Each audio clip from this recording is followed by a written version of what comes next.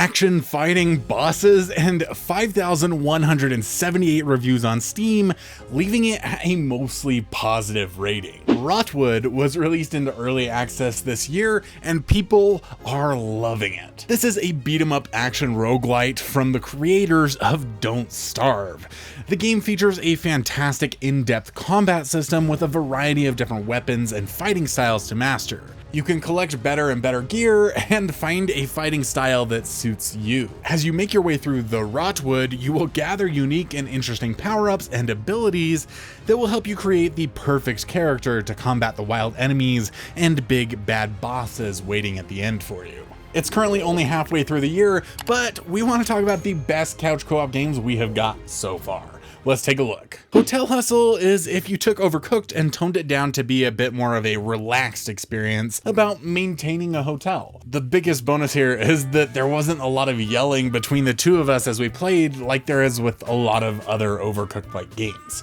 You play as two little raccoons and have to check guests in, keep them happy during their stay with a constant supply of room service or new sheets, and make sure to get all of the rooms cleaned as soon as guests leave so you can check in more guests and make that money. We really enjoyed the art style in this game. The little Paper Mario-esque characters are charming, and they each have their own personalities that you can see as you perform different tasks throughout the hotel. In order to actually clean each room, you will need to run back and forth from your cleaning cart to get a vacuum, a spray bottle, or trash can. Whatever the tool is, you need to do the job. This is a short stint that we really enjoyed for the most part. Our biggest complaint was probably that it was a little too easy and therefore got a tiny bit repetitive as you made your way towards the end of the game. Perhaps our favorite game released this year was the Brothers: A Tale of Two Sons remake. We loved playing the Switch release together a couple of years ago, and the remake with its updated visuals made it even better. This game is all about the story. You play as two brothers who embark on a journey to collect a magical herb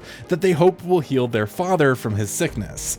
Along the way, you will encounter some emotional moments and a lot of fun and challenging experiences that the brothers will have to overcome together. Since the game was originally designed to be played solo with one player controlling both characters, the gameplay itself is fairly simplistic in co-op. All you have to do is move your character and interact with a couple of things in the environment. But you will often find yourself working together to complete tasks, which does bring a little bit of that cooperative joy that we're always looking for.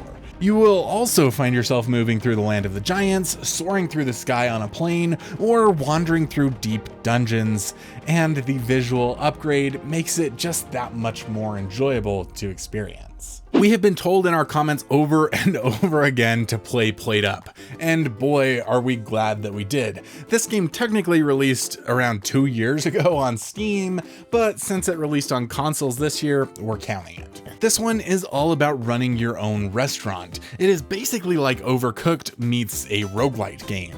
You start off by selecting the dish you want to serve and the kitchen you want to work in.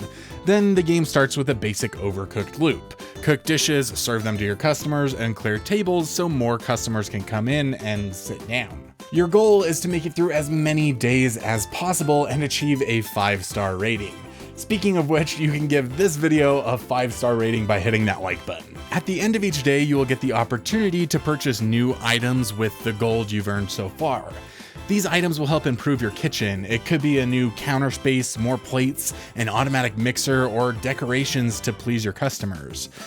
If at any point you fail to seat a customer, take a customer's order, or deliver them their food before their patience runs out, then that's game over, and you'll have to start back at day one. It is a rather addicting gameplay loop that did a good job of introducing new items that kept us engaged and made us want to keep playing. I thought there was no way that I would end up enjoying Astro Duel 2, and I was dead wrong. We received this game a while ago from the developers for free, and the only reason we actually ended up booting it up is because my son saw the icon and begged for it. This is a quirky 2D platformer based around combat. The game plops you into small levels that almost entirely fit on your screen at the same time. The big thing is that as you go from outer space to an inside room, you will seamlessly change from a starship to the pilot found inside. When playing together, you'll work cooperatively to defeat wave after wave of enemies in any level until you've beat it. There's a good variety of enemies to fight against, each with their own attacks, some being as simple as an almost mindless spike that's moving around the screen, and the scariest being pilots like you. When flying around in space, you get to blast away at enemies, and eventually you might have to wait for your ammo to reload if you've used it too fast. The spaceship also acts as an extra hit point. One shot to the spaceship will bring out the pilot inside, and one shot to the pilot will take you out. Luckily, your co-op partner can actually come and revive you by staying close enough to your heart for a long enough period of time. We loved unlocking new levels and map layouts and ships. It was a really fun time despite the pixel art look.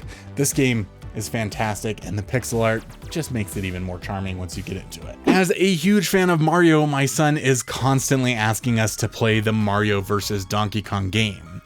This is a 2D puzzle platformer that has you working to rescue all of the Mario toys from Donkey Kong, who stole them. At first, I got turned off by the game as I was trying to move fast through the stages like in a 2D Mario game. However, this often led me to accidental death and frustration. If you actually take the game slowly, it's a lot more enjoyable and a fun little puzzle game to complete. Since it was originally designed as a solo game, there are not a whole lot of cooperative aspects.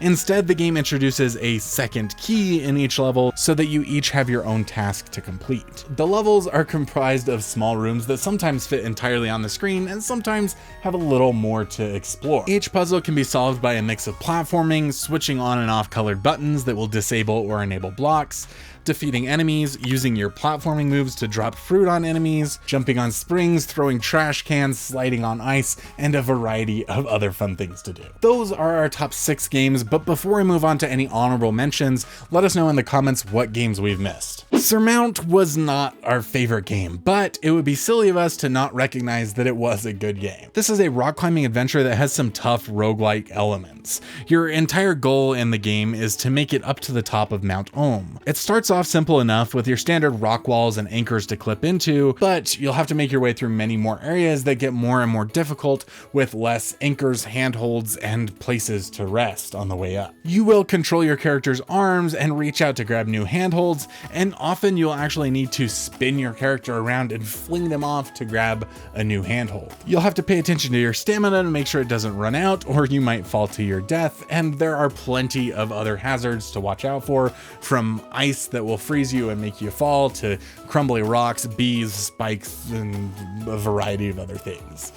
We personally found the game to just be too difficult in the later stages, especially as you had to rely more on the spinning movement of throwing yourself, and the co-op did have some bugginess in it that was a little frustrating for us, but we were playing an early version, so maybe they fixed that. While it may not be the best game on the list, Lesson Learned is an intriguing title. It features an art style similar to Don't Starve Together, but with gameplay that's quite a bit different. This is a tower defense game that has you gathering materials to build your towers and defend your constantly moving base. The main character of the game fell asleep in history class and now finds himself traveling through time and fighting off wacky monsters and monsterified historical figures. There's an interesting minion mechanic who you'll have to constantly micromanage to tell them to gather materials or build new defenses. That in and of itself adds a little bit of a challenge to the game in trying to be as efficient as you possibly can. As you play through, you'll continue to unlock more and more defenses to build, and the levels will get longer. This is where the game lost us. The levels started getting a little too long and tedious for us. We have one last game, but I have a quick question for you. You like this shirt? I like this shirt. It has 101 couch co-op games that we personally have played and loved, and you can go ahead and pick this shirt up at thecoopstop.com. Ooh, thecoopstop.com. If you pick up the shirt, you'll be helping support the channel, and you'll have 101 games on your chest to look at and be like, ooh, let's play this game, honey. Running a package fulfillment company can be quite tricky, and Ready Steady Ship shows us just how tricky and fun it can be. This is another game in the Overcooked style, but this time it's all about shipping boxes. There are a ton of fun mechanics, mainly involving setting up conveyor belts to automate your packaging and shipping process. This creates a really fun puzzle to solve as you try to orient all of the conveyor belts in the right direction and in the right order. As you move on, you might add packing peanuts to the conveyor belt, or a conveyor that seals up the boxes, and in later levels you actually get access to more conveyors, like one that's spring-loaded and flings your packages. There's some that are air-powered and blow the packages up in the air. You will also eventually find yourself having to use cranes and forklifts to actually move boxes. It has a ton of wacky areas. It probably would have made its way into the earlier best games list, except for the bugginess that we experienced when playing the early version of the game. We still have half the year left to see what new and amazing games will come out, and this playlist right here is your source for that information. Every month we are scouring the internet to find every multiplayer game that we can and putting it in this playlist. So check it out. We can't wait to see you there. Love ya. Y'all are awesome.